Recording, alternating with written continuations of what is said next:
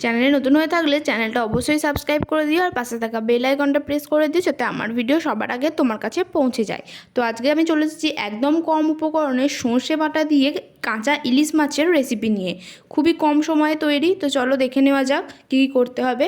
প্রথমেই নিয়ে নিয়েছি ইলিশ মাছ। এখানে দেখো দুটো ইলিশ মাছ নিয়ে নিয়েছি। এরপরে ইলিশ মাছটাকে কেটে পিস পিস করে খুব ভালোভাবে ধুয়ে নেব। এই যে দেখো পিস করে নিয়েছি, খুব ভালোভাবে ধুয়ে নিয়েছি। আর কী কী লাগছে চলো দেখে নিই। খুবই কম উপকরণ। নিয়ে নিয়েছি সর্ষে, নিয়ে নিয়েছি হলুদ, নিয়ে নিয়েছি কয়েকটা কাঁচা লঙ্কা, আর নিয়ে নিচ্ছি একটু নুন। এরপর সর্ষেটাকে আমি বেটে নিয়েছি দেখো। এরপর ওই সর্ষে বাটাটাকে আমি ছেঁকে নেব ভালো করে। তো এইভাবে ছাঁকনির সাহায্যে প্রথমে যে সর্ষের পেস্টটা করেছিলাম সেই পেস্টটা দিলাম আর অল্প একটু জল দিলাম। এরপর এই জলটা দিয়ে ছেঁকে নেব। এরকম করার ফলে সর্ষে বাটা খেলে অনেকের গলা জ্বলে, তো সেটা আর থাকবে না। আর একদম এটা পাতলা হয়ে যাবে, যেটা খেতে কিন্তু আরও বেশি সুস্বাদু হবে। তো এইভাবে বারবার জল দিয়ে এই পেস্টটা থেকে বার করে নিচ্ছি জলটা। পুরো সর্ষে বাটাটাকে এভাবেই করে নেবো। আর এই যে দেখো এতটা বেরিয়েছে। এরপর এটাতে দিয়ে দিলাম দুটো কাঁচা লঙ্কা, আর এটাতে দিয়ে দেবো 1 চামচ মতো হলুদ গুঁড়ো। এরপরে হলুদ গুঁড়োটা দিয়ে খুব ভালোভাবে মিশিয়ে নেব।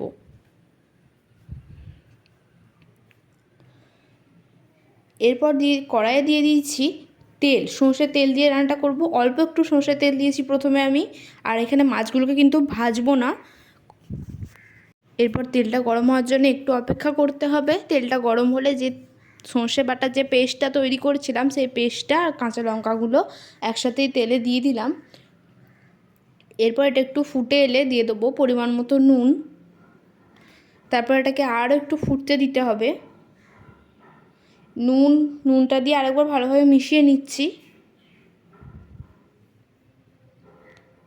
এরপর যে মাছগুলো কেটে রেখেছিলাম সেই মাছগুলো দিয়ে দেবো। দেখতে হবে যেন প্রত্যেকটা মাছ একদম এইভাবে ডুবে থাকে, সেই অনুযায়ী জল দিতে হবে যাতে প্রত্যেকটা মাছ একদম ডুবে থাকে। প্রত্যেকটা মাছ ডুবে থাকলে তবেই সেটা ভালোভাবে সেদ্ধ হবে।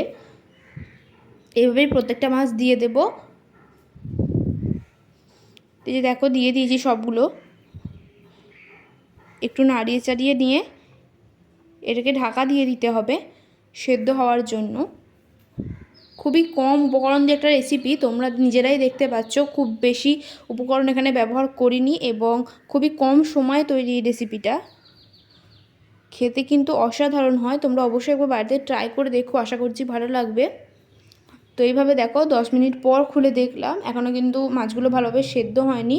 তার একবার উল্টে পাল্টে দিলাম। উল্টে পাল্টে দিয়ে আরও একবার ঢাকা দিয়ে নেব। এরপর আরও 10 থেকে 12 মিনিট পর এই যে দেখো ফুটে এসেছে মাছটা। উপর থেকে দিয়ে দিলাম আরও দুটো চেরা কাঁচা লঙ্কা, আর দিয়ে দিলাম বেশ কিছুটা কাঁচা সর্ষের তেল। এই সর্ষের তেলটা দেওয়ার ফলে কিন্তু স্বাদ অনেকটা বেড়ে যায়। তো এইভাবে দিয়ে আর একবার ফুটিয়ে নিলেই তৈরি হয়ে যাবে আমাদের সর্ষে বাটা দিয়ে কাঁচা ইলিশের রেসিপিটি। কেমন লাগলো আজকের রেসিপিটা অবশ্যই জানিও। ভালো লাগলে একটা লাইক করে দিও।